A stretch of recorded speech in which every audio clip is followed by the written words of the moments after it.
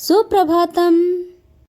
दशमः पाठः बुद्धिर्यस्य बलं तस्य, जिसकी बुद्धि उसका बल। कस्मिन् निश्चित वने भासुरकः नाम सिंहः वसति स्म। किसी वन में भासुरक नामक शेर रहता था। सः सर्वदा वन्य जीवानां मारयति स्म। वह हमेशा वन्य जीवों को मारता था। एकदा सर्वे जीवाः तस्य पार्श्वे गत्वा अवदन्। एक बार सभी जीव उसके पास जाकर बोले, भो राजन, किम अनेन पशुवधेन। हे राजन, इन पशुओं को मारने से क्या? वयं क्रमेण प्रतिदिनम् एकं मृगं तव भक्षणार्थं प्रेषयिष्यामः। हम सब क्रम से एक पशु को तुम्हारे भोजन के लिए भेजेंगे। भासुरकः अवदत्, श्रेष्ठः अयम् उपायः। भासुरक बोला, यह उपाय श्रेष्ठ है। एवं समयं कृत्वा सर्वे पशवः निर्भयाः वने भ्रमन्ति स्म। इस प्रकार समझौता करके सभी पशु निर्भय वन में घूमने लगे। यस्य पशुः वारः भवति स्म, सः सिंहस्य आहाराय प्रतिदिनं तस्य समीपे गच्छति स्म। जिस पशु की बारी होती थी, वह शेर के आहार के लिए प्रतिदिन उसके पास जाता था। एकदा एकस्य शशकस्य वारः आसीत्। एक बार एक खरगोश की बारी थी। गच्छन् शशकः मार्गे एकं कूपम् अपश्यत्। मार्ग में जाते हुए खरगोश ने एक कुआं देखा। कूपे स्वप्रतिबिम्बं दृष्ट्वा सः अचिन्तयत्, अहो, भव्यः उपायः अस्ति। अहं तं भासुरकम् अस्मिन् एव कूपे पातिष्यामि।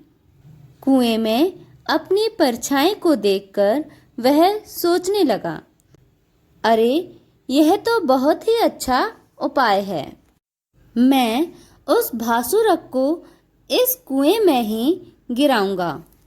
यदा सः विलम्बेन भासुरकस्य समीपे अगच्छत्, तदा भासुरकः क्रोधेन अगर्जयत्। जब वह देर से भासुरक के पास गया, तब भासुरक क्रोध से गरजने लगा, हे शशकाधम, किमर्थं विलम्बेन आगतः असि? हे अधम खरगोश, किस लिए देर से आए हो?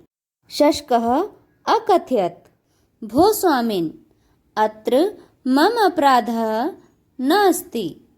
मार्गे एकः अन्यः सिंहः अमिलत्। अकथयत् च यत् सः एव अस्य वनस्य राजा। खरगोश ने कहा कि हे स्वामी, यहाँ मेरा अपराध नहीं है। मार्ग में एक दूसरा शेर मिला था और कह रहा था कि वही इस वन का राजा है। भासुरकः अवदत्, यदि तर्हि मां तत्र नय, येन अहं तं चौरसिंहं मारयित्वा स्वस्थः भवामि। यदि ऐसा है तो मुझे वहां ले चलो, जिससे मैं उस चोर शेर को मारकर स्वस्थ हो जाऊं। तदा शशकः भासुरकं कूपस्य समीपम् अनयत्। अकथयत् च, आगच्छ, तं चौरसिंहम् अत्र एव पश्य। तब खरगोश भासुरक को कुएं के पास ले गया और कहने लगा कि आओ, उस चोर शेर को यहीं देखो। भासुरकः कूपमध्ये आत्मनः प्रतिबिम्बं दृष्ट्वा सिंहनादम् अकरोत्। प्रतिशब्देन तस्य नादः द्विगुणः अभवत्।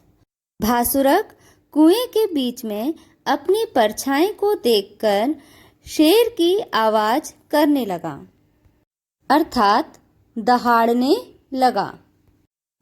प्रतिध्वनि से उसकी आवाज दोगुनी हो गई। तं शत्रुं कूपमध्ये मत्वा भासुरकः आत्मानं तस्मिन् निक्षिप्य प्राणान् अत्यजत्। उस शत्रु को कुएं के बीच में मानकर भासुरक ने स्वयं को उसमें फेंककर अर्थात कूदकर प्राण त्याग दिए। तत्पश्चात सर्वे जीवाः सुखेन तस्मिन् वने अवसन्। इसके बाद सभी जीव सुख से उस वन में रहने लगे। अतः सत्यमेव हि उच्यते बुद्धिर्यस्य बलं तस्य। इसलिए सत्य ही कहा गया है, जिसकी बुद्धि उसका बल। शिक्षा बल की अपेक्षा बुद्धि श्रेष्ठ होती है। धन्यवाद।